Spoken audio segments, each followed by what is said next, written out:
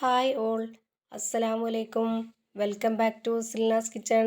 ഇന്നത്തെ റെസിപ്പി നല്ല ടേസ്റ്റി ആയിട്ടുള്ള ഒരു അടിപൊളി റൈസിൻ്റെ റെസിപ്പിയാണ്. സ്കൂളിൽ പോകുന്ന കുട്ടികൾക്കും ജോലിക്ക് പോകുന്നവർക്കൊക്കെ വളരെ പെട്ടെന്ന് തന്നെ തയ്യാറാക്കി കൊടുത്തുവിടാൻ പറ്റിയ ഈസി ആയിട്ടുള്ള നല്ല ടേസ്റ്റി ആയിട്ടുള്ള ഒരു അടിപൊളി റൈസിൻ്റെ റെസിപ്പിയാണ്. ഇതുപോലെയാണ് റൈസ് തയ്യാറാക്കുന്നതെങ്കിൽ മുട്ടയോ ഇറച്ചിയോ ഒന്നും തന്നെ വേണ്ടി വരത്തില്ല. ഇതൊന്നും ഇല്ലെങ്കിലും ചോറ് മാത്രം കഴിക്കാൻ തന്നെ നല്ല ടേസ്റ്റാണ്. അപ്പോൾ ഇതെങ്ങനെയാണ് തയ്യാറാക്കുന്നതെന്ന് അറിയാനായിട്ട് വീഡിയോ സ്കിപ്പ് ചെയ്യാതെ മുഴുവനായിട്ടൊന്ന് കണ്ടു നോക്കണേ.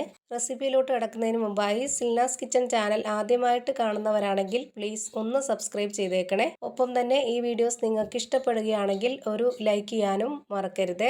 ഇനി നമുക്ക് റെസിപ്പിയിലോട്ട് കിടക്കാം. ഞാനിവിടെ ഈ ഒരു റൈസ് തയ്യാറാക്കുന്നത് കുക്കറിലാണ്. അപ്പോൾ അതിന് വേണ്ടിയിട്ട് ഞാനിവിടെ ഒരു കുക്കർ സ്റ്റവിലേക്ക് വെച്ച് ഫ്ലെയിം ഓൺ ആക്കി കൊടുത്തിട്ടുണ്ട്. ഇനി ഇതിലേക്ക് 2 സ്പൂൺ അളവിൽ നെയ്യ് ഒഴിച്ചു കൊടുക്കാം. ഇപ്പോൾ ഇതിന് ഒരുപാട് ഫ്ലെയിം വേണ്ടാത്തതുകൊണ്ട് തന്നെ ഞാനിപ്പോൾ ഇത് ലോ ഫ്ലെയിമിലാണ് വെച്ച് കൊടുത്തിട്ടുള്ളത്. ഇനി നമുക്ക് ഈ ഒരു നെയ്യ് ഒഴിച്ചു കൊടുത്തതിന് ശേഷം ഇതിൻ്റെ കൂടെ തന്നെ ഒരു 2 സ്പൂൺ അളവിൽ ഓയിലും കൂടെ ഒഴിച്ചു കൊടുക്കുന്നുണ്ട്. മണമില്ലാത്ത ഏത് ഓയിലായിരുന്നാലും കുഴപ്പമൊന്നുമില്ല. 2 സ്പൂൺ അളവിൽ ഒഴിച്ചു കൊടുക്കുന്നുണ്ട്. 15 ml സ്പൂണിൽ 2 സ്പൂൺ അളവിലാണ് ഓയിൽ ഒഴിച്ചു കൊടുക്കുന്നത്. സാധാ സ്പൂൺ ആണെന്നുണ്ടെങ്കിൽ 4 സ്പൂണോളം ഓയിൽ ഒഴിച്ചു കൊടുക്കാം.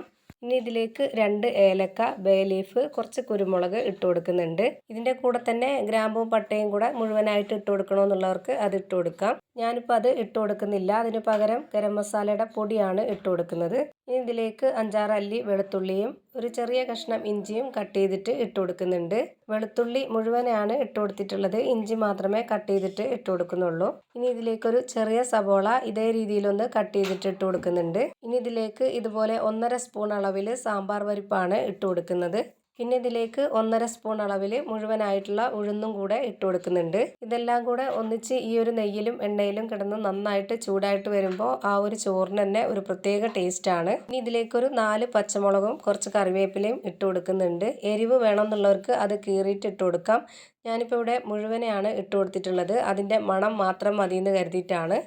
ഇനി ഇതിലേക്ക് ഒരു ഉരുളക്കിഴങ്ങ് കട്ട് ചെയ്തിട്ട് ഇട്ട് കൊടുക്കുന്നുണ്ട്. ഇതേപോലെ കുറച്ച് വലിപ്പത്തിലാണ് കട്ട് ചെയ്തിട്ട് കൊടുക്കുന്നത്. പിന്നെ നേരത്തെ തന്നെ നല്ലപോലെ കഴുകി വൃത്തിയാക്കിയതിന് ശേഷം ഒരു 1.5 മണിക്കൂർ നേരത്തേക്ക് കുതിർത്ത് വെച്ചിരുന്ന ഗ്രീൻ പീസ് ആണ് ഇതിലേക്ക് വെള്ളമെല്ലാം ഊറ്റിക്കളഞ്ഞിട്ട് ഇട്ട് കൊടുക്കുന്നത്. ഇനി ഇതിലേക്ക് ഒരു 1/4 സ്പൂൺ അളവിൽ ഗരം മസാല പൊടിയാണ് ഇട്ട് കൊടുക്കുന്നത്. പിന്നെ ഒരു മഞ്ഞ കളറിൽ ചോറ് ഇരിക്കണമെന്നുള്ളവർക്ക് വേണമെന്നുണ്ടെങ്കിൽ കുറച്ച് മഞ്ഞൾപ്പൊടിയും കൂടെ ഇട്ട് കൊടുക്കാവുന്നതാണ്.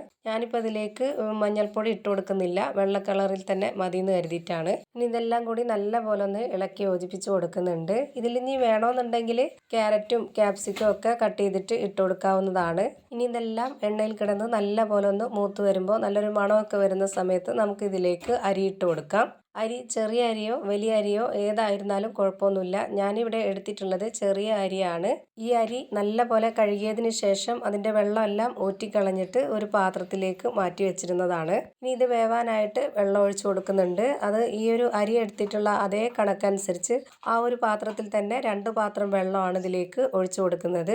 ഇനി ഇതിലേക്ക് ആവശ്യത്തിനുള്ള ഉപ്പും കൂടെ ഇട്ട് കൊടുത്തതിന് ശേഷം ഇത് നന്നായിട്ടൊന്ന് ഇളക്കി കൊടുത്തിട്ട് ഇതൊന്ന് അടച്ചു വെച്ച് വേവിച്ചെടുക്കാം. ഇനി ഇത് ഹൈ ഫ്ലെയിമിൽ ഇട്ട് വെച്ചിട്ട് അടപ്പ് വെച്ച് അടച്ചതിന് ശേഷം ഞാനൊരു 2 വിസിലാണ് അടുപ്പിച്ചിട്ടുള്ളത്. എൻ്റെ കുക്കറിന് 2 വിസിൽ അടുപ്പിക്കേണ്ടി വന്നു. ഓരോരുത്തരുടെ കുക്കറിന് പഴയതും പുതിയതൊക്കെ അനുസരിച്ചാണെന്നുണ്ടെങ്കിൽ അതിനനുസരിച്ച് നോക്കിയിട്ട് വേവിച്ചെടുക്കുക. അപ്പോൾ ഞാനിപ്പോൾ ഇവിടെ നല്ല കറക്റ്റ് പരുവത്തിന് എടുത്തിട്ടുണ്ട്. നല്ല ടേസ്റ്റി ആയിട്ടുള്ള ഒരു അടിപൊളി റൈസാണ് റെഡിയായി കിട്ടിയിട്ടുള്ളത്.